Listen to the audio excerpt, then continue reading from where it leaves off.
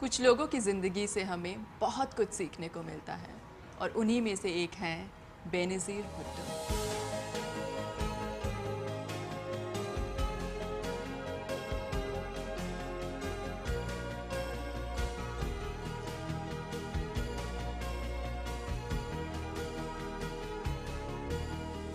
She is the daughter of Zulfikar Ali Bhutto, wife of Asif Ali Zardari and mother of Bilawal, Bakhtawar and Asifa. But most importantly, she is the first woman Prime Minister of the Muslim world. You were the first woman Prime Minister of an Islamic country. How difficult was that? When I was contesting for the leadership of my country, many people said to me that you can't win because you're a woman. And I just couldn't understand why my gender should be chosen against me. And when I was campaigning for Prime Minister, I remember the religious party said that any man who voted for me would be committing a very big sin and his marriage would be null and void in the eyes of God. And I couldn't believe that what is there about a woman that can so excite passion and hatred to the extent that people would actually say that your marriage will be null and void in the eyes of God and it's the biggest sin. And then when I was elected Prime Minister in my first term, I found that it had stirred a debate in the whole Muslim world, and there were religious scholars from far and wide, some giving edicts against me, saying I had usurped a man's place in the world. And then there were others who were giving edicts in my favor and saying, no, Islam permitted a woman to be chief executive. What's your take on Indo-Pak relationship? How do you think we can improve it? I would like to see India and Pakistan in this, the 60th year of their anniversary, come together in a declaration on the Independence Day and sign, pledge their friendship for the future and turn their backs on conflicts. Benazir पहली बार Prime Minister बनी at the young age of 35. Quite a challenge for a young woman. But Benazir कोई आम औरत भी तो नहीं है. Ironically, I grew up in an age of very powerful women. I grew up, first of all, my mother was a very powerful woman. She'd been a captain in Pakistan's National Guard. She had been the first woman to drive a car with her sister in Karachi. And she would tell us these stories, which kind of excited me as a girl. And then I grew up in an era where Indira Gandhi was the Prime Minister of India, and she was called the Iron Woman of India. She was called the only man in the Indian cabinet, or a time of Mrs. Golda Meir, who was the Israeli Prime Minister. And in Sri Lanka, I'd read about Mrs. Bandanaike, and I went to Oxford to study, and Mrs. Thatcher became the Prime Minister of England. So I saw powerful women around me, and I thought that if the Hindu civilization and the Christian civilization, the Judaic civilization can accept that women should reach the highest peaks of power, then why should the Muslim world be left behind? This would have been a mean feat for any person, but as expected, Benazir emerged successful. I believe the key to women's success is twofold. First, invest in education so that women have the skills to stand on their own feet. And secondly, provide economic opportunity for women. I know that if it had not been for the fact that my father left me with independent economic means, I would have never been able to take economic decisions. And I always tell my children, please concentrate on your education, because life can change. Any moment, in 1 second, your entire world can come tumbling down. But nobody can take away from you your skills, your professions, and what you have learned. How is your relationship with your father, Mr. Zulfikar Ali Bhutto? I had a very special relationship with my father. And I think that women who succeed often are women whose fathers gave them a tremendous sense of confidence. Certainly for my father, I could do no wrong. And that gave me confidence, and it gave me self-esteem. And that's why I feel whenever I see a successful woman, I tend to ask her that, did you have a very close relationship with your father? Of course, now it's changed because women work too.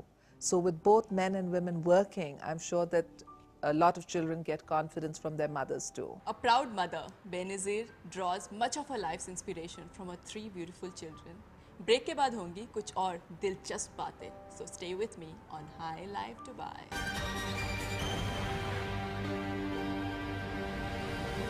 The leader of Pakistan People's Party and truly a people's person, Benazir Bhutto, spends a lot of her valuable time giving lectures, sharing her experiences all over the world. Give us a slice of Benazir Bhutto's life. What do you do during the day when you have any free time?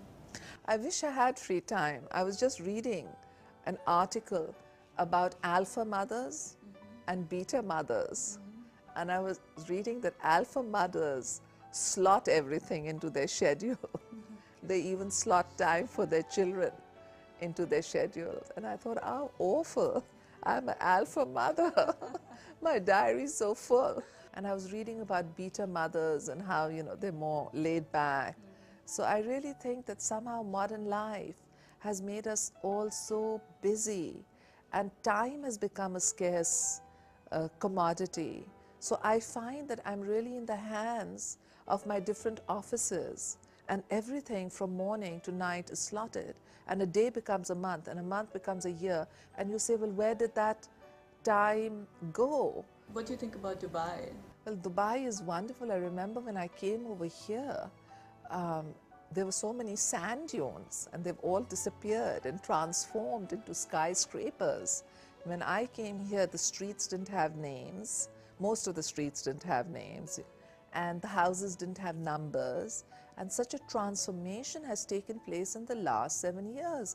It's unbelievable. And I think that's all due to the leadership of Sheikh Mohammed, who has managed to create a society. And of course, Dubai is part of the UAE, so the President, the Prime Minister, together, the Emirates have managed to give peace, security, basic infrastructure. The infrastructure is available, the civic services like water and electricity and garbage collection. After all, unless these unnoticed elements get tended, it's very difficult to actually modernize a society. उनके life के experiences पर आधारित बेनज़ीर भुट्टो ने अपनी autobiography लिखी है. And if you like to draw inspiration from people's lives, then Daughter of the East is one book you have to read. I think writing is so important.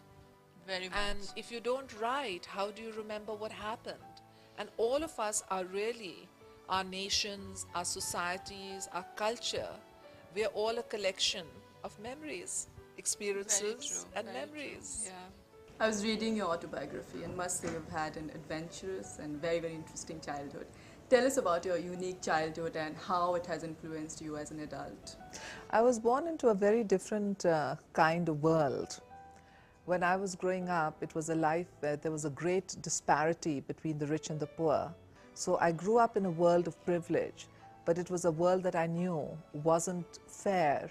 And my father thought and instilled in me that we are all born to contribute to society, and each one of us must do what we can to help humanity. बहुत हो गई serious बातें. The former Prime Minister also has a fun side to her life. What are your hobbies and interests? Do you watch Bollywood movies? Do you watch Hindi movies? Do you like them? Well, I don't get the chance to often watch a movie, and but I do sometimes. About once a year, I'll get to see a Bollywood movie. Who's your favorite actor? And I don't have a particular favorite actor, but I'm familiar with the names of different Indian actors, and I've had the chance of meeting several of them. When I went to India, I had the opportunity of meeting Abhishek and his sister Shweta. And here in Dubai, I've had the opportunity of meeting Salman Khan and Zahid Khan, and of course their parents too. So I have had the opportunity, and also of meeting Dilip Kumar, who told me about how he'd left Peshawar and he had gone to Bombay. And he didn't know who I was initially, okay? Because when people don't expect to see me without the white dupatta and out of context, you know, out of Pakistan. And he suddenly realized who I was, and he said, you know, I had been in Peshawar and I went to Bombay, and on my way to work as a young 16-year-old, I used to pass this huge house, and on it was a board saying Benazir Bhutto, and that was my grandfather. And I thought, isn't that amazing? How do you still end up looking so gorgeous? Well, it's very kind of you to say so. I don't know about that. But my mother used to always say, try and be neat and tidy. But I miss the fact that I can't go to a gym regularly. I'd like to be more in shape than I am, because I think that's healthy. Thank you, but I think that's healthy. But I try and tell my children to do what I can't do, and they're sweet. They try to do that. This is my weakness. Really? Sweets. My God. Yeah, what to do, I grew up with a sweet tooth, so Okay. I'm always having sweets, and especially I like to eat sweets because I meet a lot of people, and sometimes they take a very long time getting to the point. But I have to be very patient because they waited to come and see me. But for me, because of my schedules, time is always a priority. So if I'm running a little late, I tend to get impatient.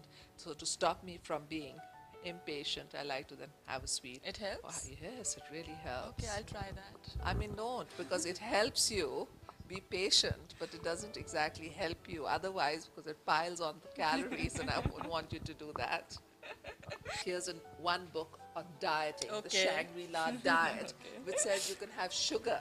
So Really? I thought that's Okay. a really nice That's diet, good, which yeah. allows you to have sugar. While at home with her, I also got a chance to meet with her 3 very smart and polite children.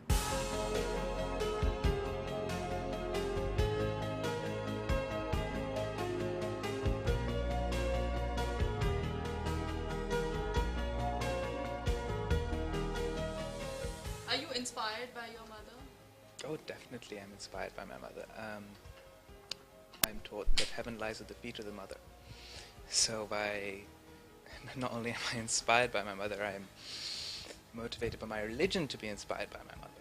There's this whole battle between my mum and my father, Do you look at the man, or do you look at the woman?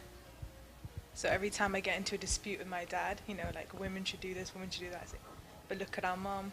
She has so many things to do in the world, but she always has time for her children. She will make time for the children. She will always have play with us or read the Quran together and things like that. Her nonchalant dedication to everything she does sets Benazir Bhutto apart. I first heard of M.F. Hussain when Rajiv Gandhi gave me a painting by him during his first state visit to Pakistan. And that was the first gift that I bought from the government of Pakistan.